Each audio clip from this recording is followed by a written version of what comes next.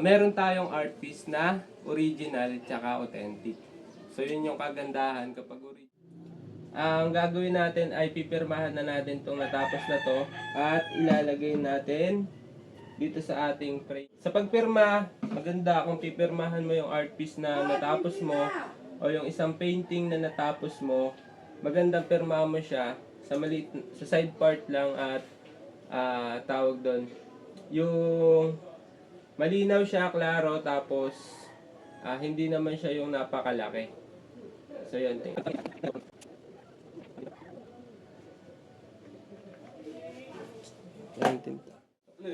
yun, napabili pa tayo ng ng pencil kung dito na ako na. Kanina, may umorder?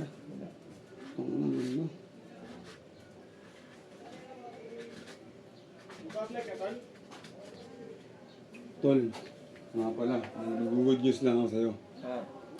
May interview ako sa Lunes. Abroad. Poland, tol. Yan na ba yan? Yan na ba yan? Hindi na So yan, napirmahan na natin guys. Ayun, at ilalagay na natin sa frame.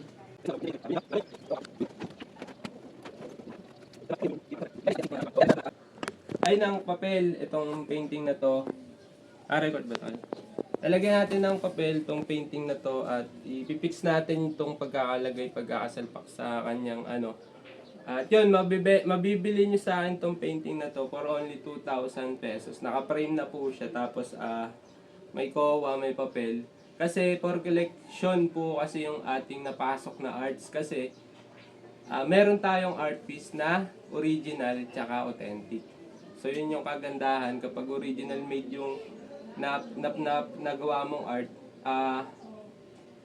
posibleng pang-collectable yung art piece. So yun, ikaw kay Burns, may tanong ka ba?